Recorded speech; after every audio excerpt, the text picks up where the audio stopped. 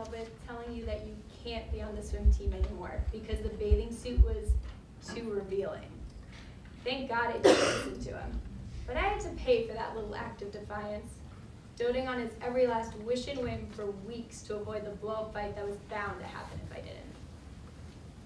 Imagine your boyfriend telling you that you're stupid, ugly, fat, dumb, and annoying every time you got into an argument, which at that point is pretty much every week, if not every day.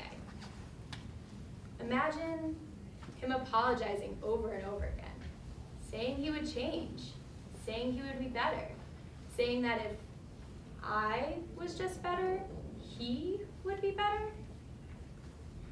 This attitude showed up a little less than a year into our relationship. I was already hooked and convinced he would change back. Instead, he got worse and worse. I wasn't allowed to have guy friends, and I would sneak over to his house constantly because he would be mad if I didn't. Then the, "You don't love me, you don't care about me, if I died, you wouldn't even care," statements would emerge, accompanied by yelling, screaming, general put-downs, and hitting things around me until I was begging him to forgive me. I didn't know what to do, and I felt too ashamed to ask for anyone's help. Not that there really was anyone to help. He had somehow ninjaed my mind into believing I was always in the wrong, so I had pushed away my friends and family.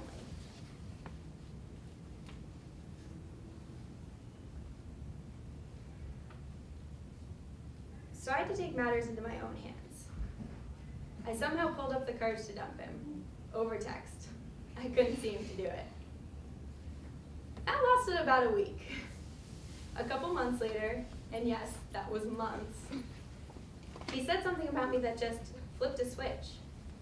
We were hanging out at his house, and I broke up with him. He begged me to stay, again. Said he would be better, again. But this time I didn't believe him. I proudly walked away. Literally, I walked home because he had picked me up. I felt I had to gain control back in my life. Throughout my 4 years here, I've continued to struggle with that control and the self-love I needed to relearn, and I'm still relearning. The biggest thing I could control was my body. Freshman year, I devoted myself to working out between 5 and 7 days a week, and I did well, but I ate way too many Mac cookies and bagels to be healthy. I gained weight and I felt miserable. I would buy Oreos from the vending machine, a 6-pack. I would eat 2 and said I would save the rest for later. An hour later, all 6 of them were gone. My boyfriend's "you're fat" was running on a loop through my brain. So sophomore year, I decided to cut out sweets and unhealthy snacks. And I did well. And I felt in control again. And I didn't just cut things out. I added more fruits and veggies to my diet. It wasn't an excessive control, just enough so I felt comfortable in my own skin again. By the end of sophomore year, I decided to sign up for a marathon, which I was never really much of a runner, and my former boyfriend used to make fun of me for that. Big shock there. By October of my junior year here at BC, I finished that marathon. I would never have felt more accomplished in my life. Since then, I have run a few 5Ks, done the Boston Half Marathon, and done a Spartan race. Health and fitness were my way of getting back to me after being in a controlling and emotionally abusive relationship for 2 years. It was my way of saying, look what my body can do.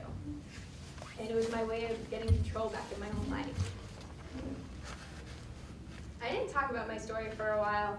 I felt ashamed and I dreaded the questions of, why didn't you just leave? Or why didn't you ask for help?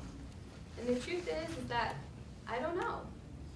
You don't realize what's going on until you're in the middle and you feel like there's no escape route. I was one of the lucky ones. I eventually realized, even though it took a while, that the relationship was no good and that I needed to get out. But there are so many boys, girls, men, women, students, professional, powerful, and strong people who haven't found that will to leave yet. So please, if you notice a friend slipping into a relationship, don't be mad at them. Support them, love them, and be there for them. Abuse isn't always visible. I hid successfully for 2 years without anyone being the wiser. but the effects are lasting.